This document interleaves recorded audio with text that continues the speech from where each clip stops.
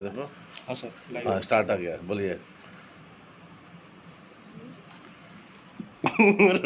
रुक जा। स्टार्ट हो गए तो जितना हंसे तरह सब आवत है ना।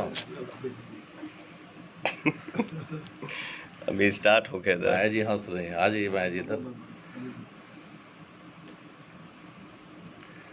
अरे एक अच्छा सा फोटो हो जाएगा ना आपका, ग्रुप फोटो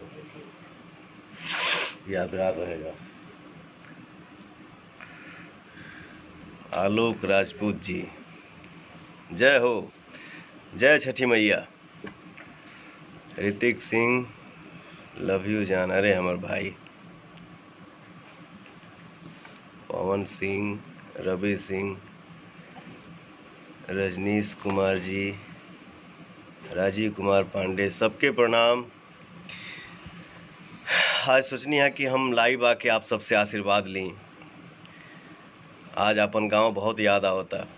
हमके का हर केहू के इच्छा रहेला कि कोनो भी पर्व त्योहार में अपने गाँव में रहीं, अपने परिवार के साथे। हाँ, लेकिन चली कोनो बात ना, आज आप लोगन के ही आशीर्वाद से आदमी देश दुनिया घूम रहल बा।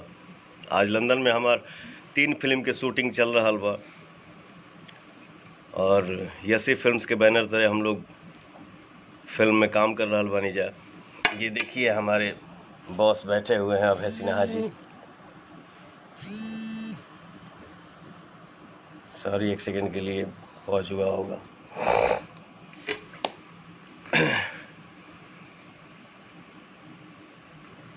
उमा सिंह, जानवी सिंह जी, दीप रतन, सबके प्रणाम, सबके प्रणाम। जे जहाँ बा श्रद्धा से पूजा करे के बा, पूजा में भाव होके। और आज लंदन में भी हमनी के छठ पूजा कैनी है जा, बहुत अच्छा लागल है।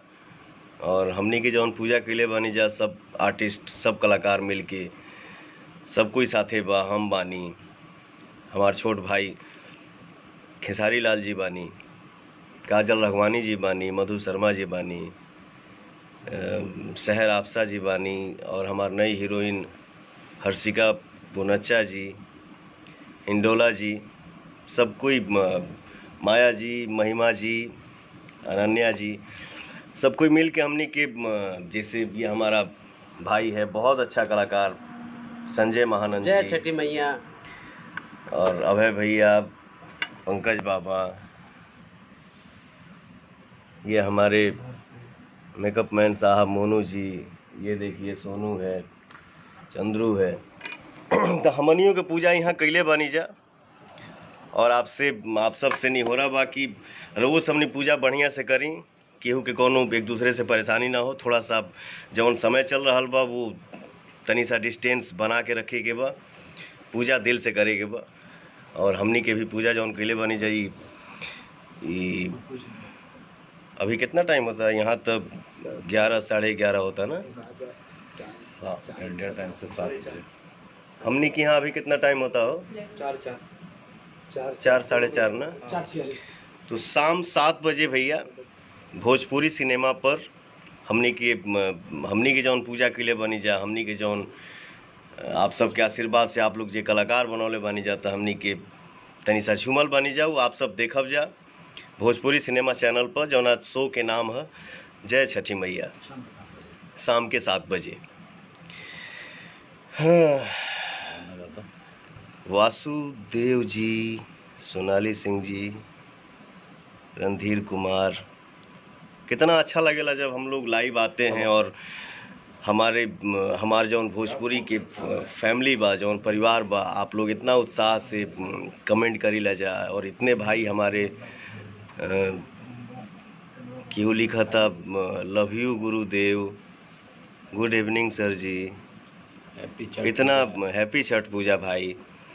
इतना श्रद्धा से आप लोग उमंग में आके इतना सारा प्यार जो आप लोग बरसाते हैं, तो दुनिया के आदमी किसी भी कोने में रहता है तो सीना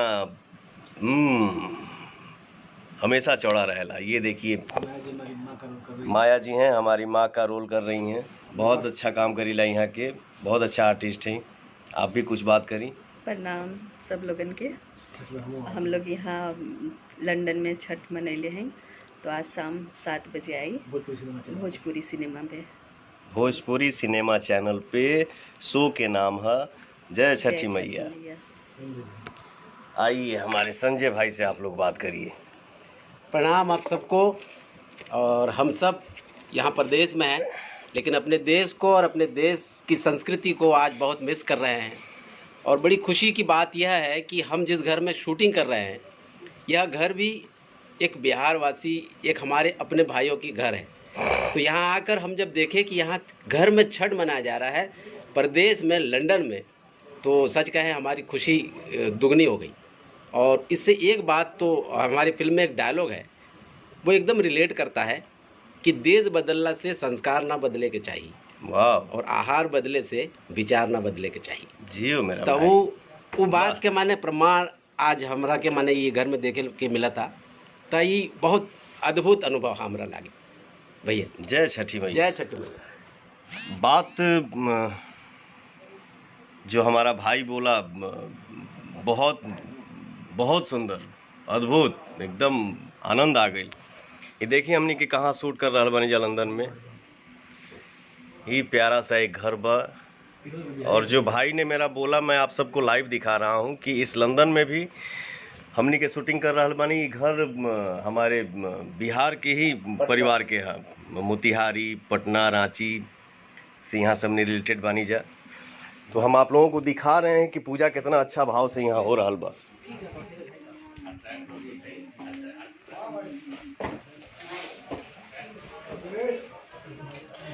मैं अपने पेज से लाइव हूँ और ये देखिए लंदन में छठ पूजा कितना अच्छा से मन रहा बा। ये भैया हमें, ये बाबू है, ये छोटी बहन जैसी है। देखी गाना बज रहा बा और इतना श्रद्धा से ठेकुआ छना रहा बा। आप सब भी तनी प्रणाम कर ली, हम लाइव बानी। शारदा जी के गीत सुनाई है। शारदा सिन्हा जी के गीत सुन के यहाँ पूजा पाठ के तैयारी हो रहा बा। ये हम लोगों के लिए कितना सौभाग्य की बात है। जय छठी मैया।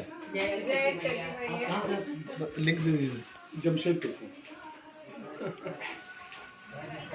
तो ये है, दुनिया के किसी भी कोने में हम लोग जाते हैं और ऐसा हो ये नहीं कह सकत कि यूपी, बिहार, झारखंड के हमार भाई ना मिले, हमार बहन ना मिले, हमारा परिवार का कोई सदस्य ना मिले। ये हम लोगों का सौभाग्य है। कहीं भी हम लोग जाते हैं अपन भाषा सुने के मिल जाला। जैसे वो छोटी बच्ची आई, बोली हमके भोजपुरी सीखे के बा। रउआ कैसन बाड़ू, हमके हेलो हेलो हेलो रउआ कैसन बाड़ू लड़की के कहाला, हमके अगर कहबू तो रउआ कैसन बानी हुई। काफ़ी टाइम के बाद मुझे लग रहा है कि हम भी लाइव आए हैं और लाइव आज आइल बने जो हमने के छठ के दिन। वाह। तो ये है अपना मिजाज।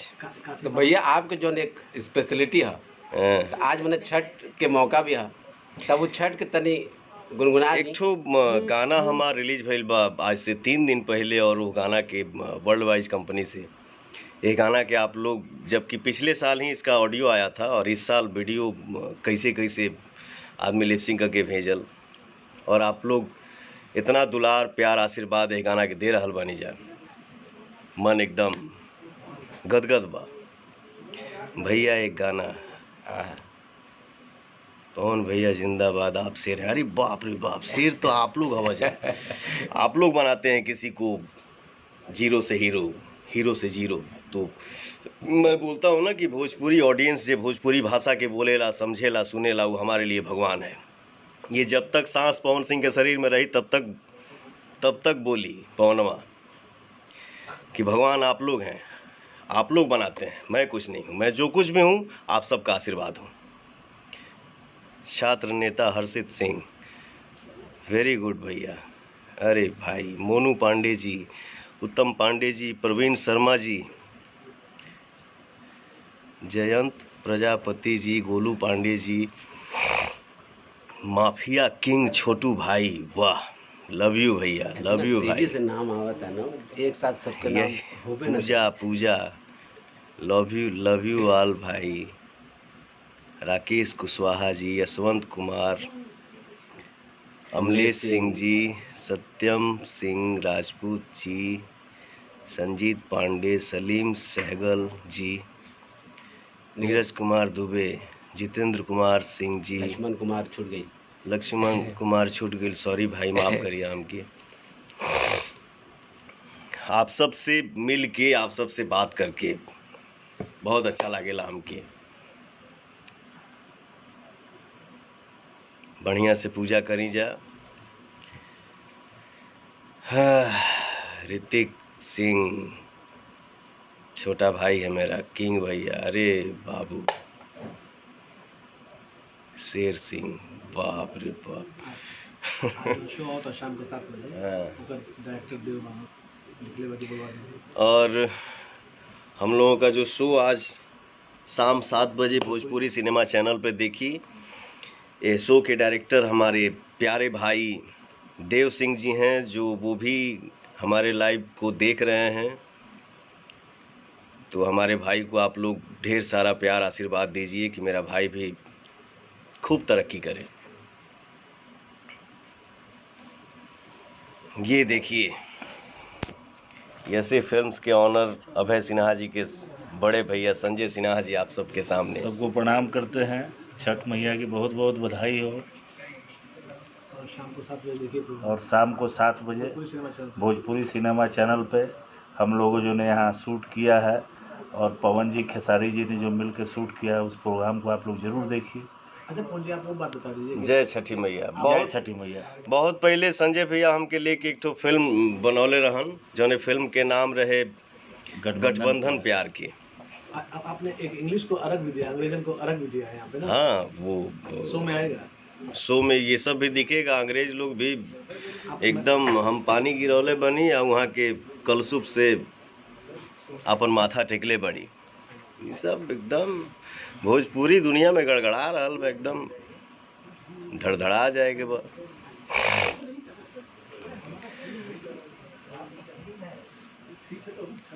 आप सब प्यार दुलार आशीर्वाद दी, बिल्कुल आशीर्वाद दीजिए मुझे। छठी मैया की कृपा आप सब पे एकदम बनल रहे, आप सब पे भी और हमरों पे भी, कि हम सब भाई, हमारा पूरा भोजपुरी परिवार एकदम हमेशा खुश रहे, हमेशा तरक्की करे, और जे जौने लाइन में बा अपने अपने काम में एकदम मगन रहे, व्यस्त रहे, मस्त रहे। तो शो के आप लोग देखी जा, आनंद उठाई जा, आप सब भी खूब बढ़िया से पूजा करी जा। फिर हमनी के मिलल जाई, तनी शूटिंग करे के बाद यहाँ बहुत जल्दी रात हो जाला, जरूर याद रखें शाम को 7 तो आप लोग ज़रूर याद रखिएगा। आज शाम 7 बजे भोजपुरी सिनेमा चैनल पे हमनी के शो देखिए जा, जौना शो के नाम है जय छठी मैया। जय छठी मैया। जय छठी मैया। कोनो अगर गलती भइल होके ए भाई से, तो माफ़ करिए जा। जय माई।